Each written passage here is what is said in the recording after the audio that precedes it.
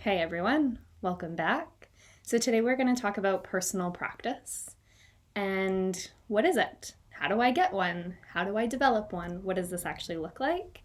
So glad you asked. That's exactly what I'm here for. So the best part of a personal practice is that it's exactly that. It's personal. It's completely unique from person to person. I don't believe that anyone else can dictate what is going to work for anyone else. Like, we can offer little tidbits and little tools and techniques and offerings, but at the end of the day, we really have to make shift our own and develop it in a way that works best for us so that we're sure that it's going to be sustainable and maintainable. So this gets to be quite literally whatever you want it to be.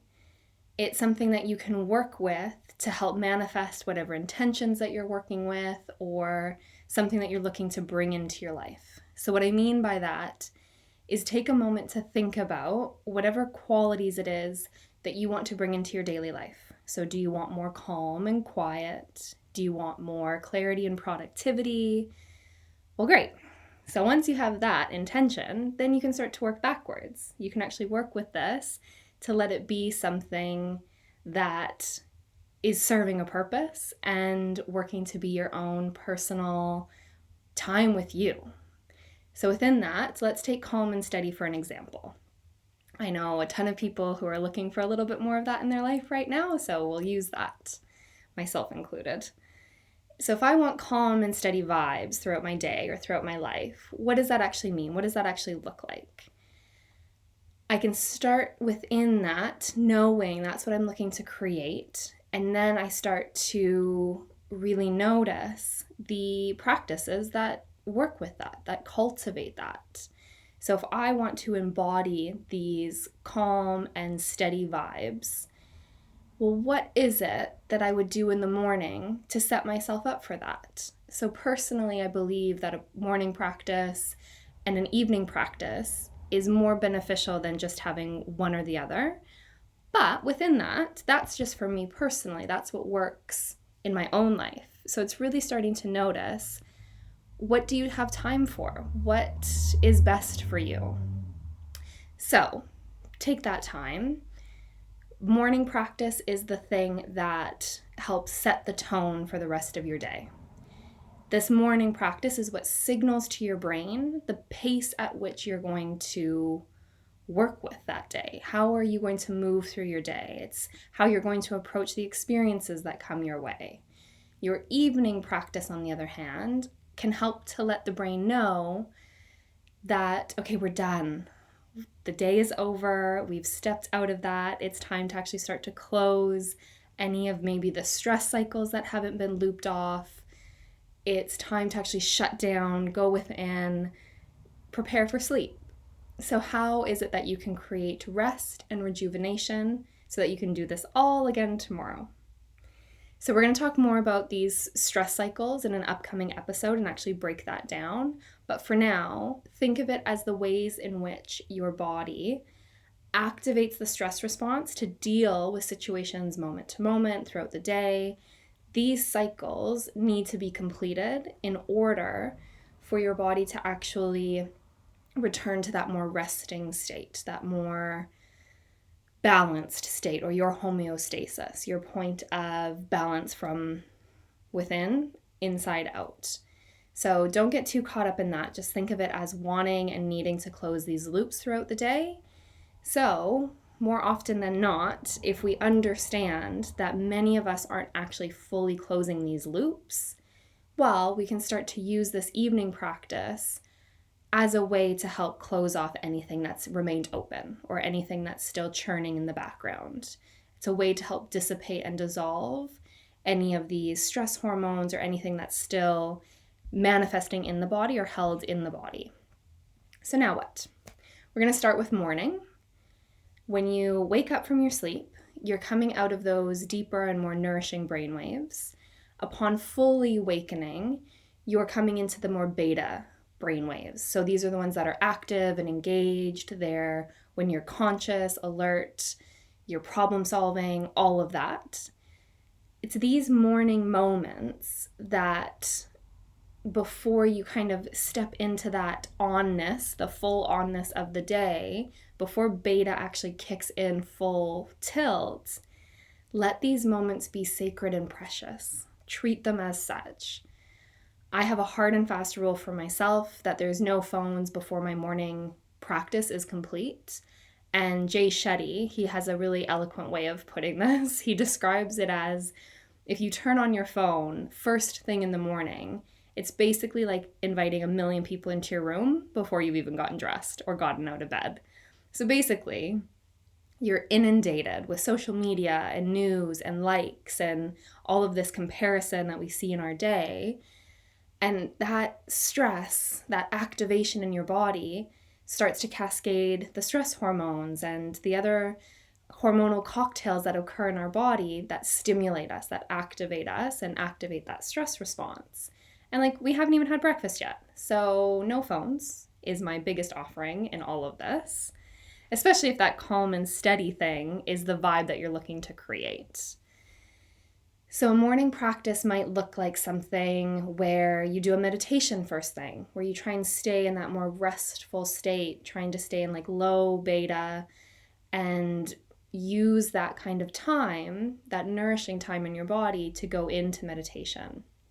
It's helping you to settle into the headspace that you want to bring with you into the rest of your day.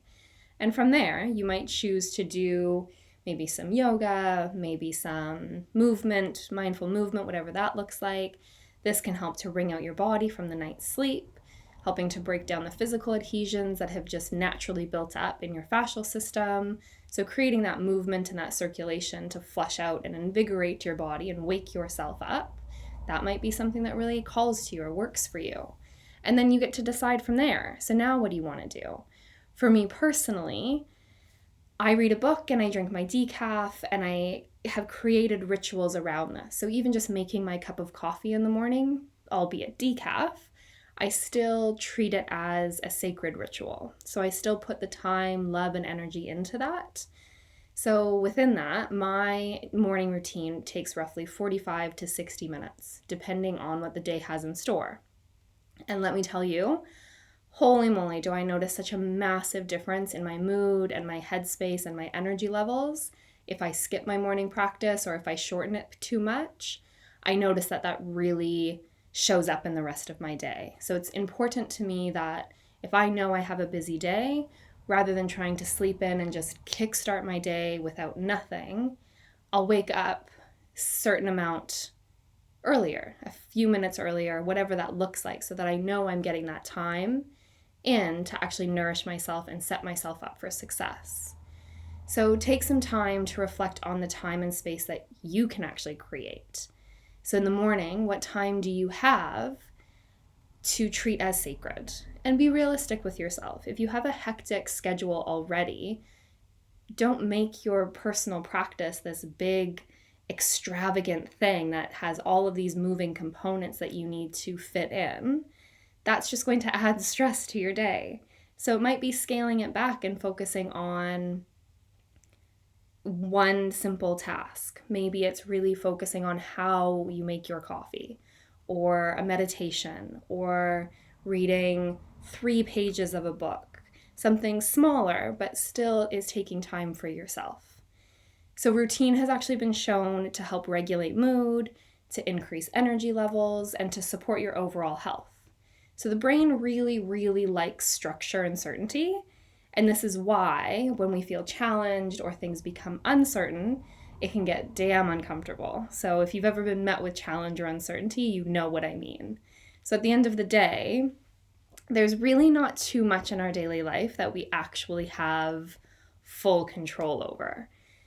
So pull in these pockets of routine, pull in these elements of structure for yourself so that the brain knows you have its back and you're trying to support it and trying to work with it. This sets you up to handle the things that you maybe have a harder time controlling or can't control throughout the rest of your day. So if there's things that are coming your way that you can't control because life happens, well, if you know that you have these pockets of structure throughout your day, it helps you build this sense of resilience and it builds your window of tolerance. So then start to do the same with your night practice. Ask yourself, what are the things that make me feel the most comfortable, the safest? This safety and this comfort helps signal to your nervous system that it's actually okay to slow down. It's okay to rest.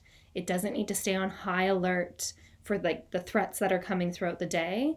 It can actually now take a break. And for me, again, the phone. The phone goes off at a certain time, airplane mode, the like night mode where it changes the filter on it. That's really, really important. White light greatly disrupts our circadian rhythms and the release of melatonin and those nourishing sleep hormones. So as much as you can switch out the white light or put filters on your laptop, devices, anything like that, this can help keep that rhythm and keep you in a space where you can set yourself up for deeper, more restful sleeps. This is also somewhere where you might actually bring in meditation or movement to kind of like shake off your day. Meditation mentally shakes off your day, whereas movement physically shakes off your day. You might read, you might have a cup of tea, anything that helps you truly feel like your day is done. It feels like, yeah, that chapter is over and now I'm going into this chapter. So be realistic with yourself again. There might not be a whole lot of extra minutes, let alone hours, in your day. So bring about personal practices that nourish that and support it, that actually are congruent with that, not trying to set any unrealistic expectations for yourself, because that just adds a whole lot of stress, which is what we're trying to undo. So you might bring in something like, let's say, taking 3 to 6 long, slow rounds of breath. This takes roughly 30 to 60 seconds, and I know y'all got 30 to 60 seconds. Take that time to love on yourself and to bring in that breath. That breath, again, signals to the nervous system by activating the vagus nerve. The slow, steady exhales are really, really important. Once you've got that on lock and you're like, yep, okay, I've got the minute worth of breathing down, that's perfect, then you might start to build other practices into your day. You might turn brushing your teeth into quiet time with yourself, where you can actually pause and disconnect from everything that's led up to that moment and from all that's waiting for you on the other side of it.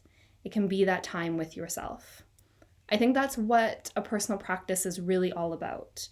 This is about building your tolerance for discomfort and challenges.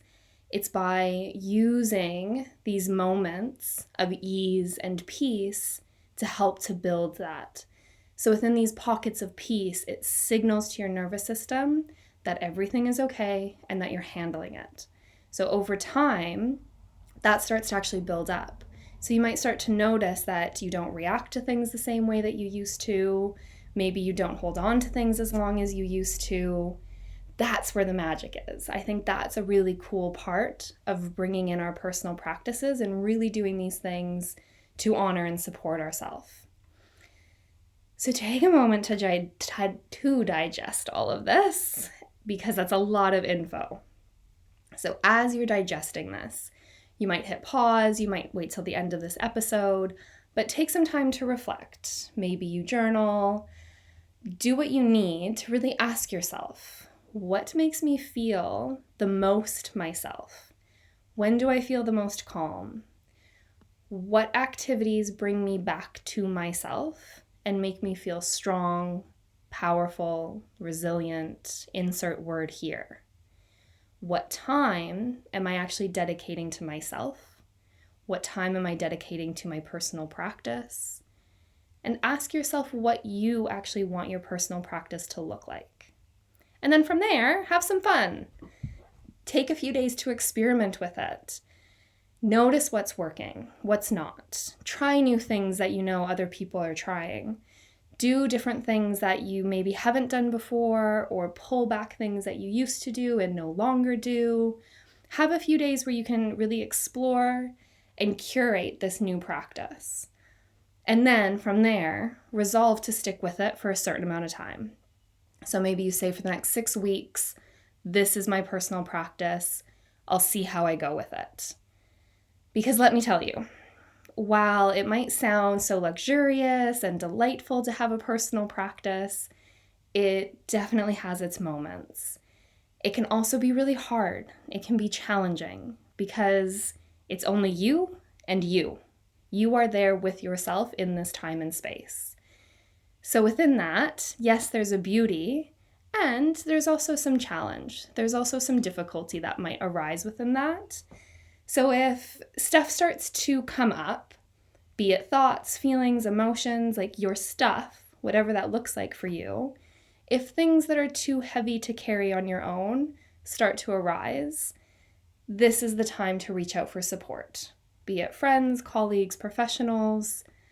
I truly believe that therapy is absolutely a personal practice.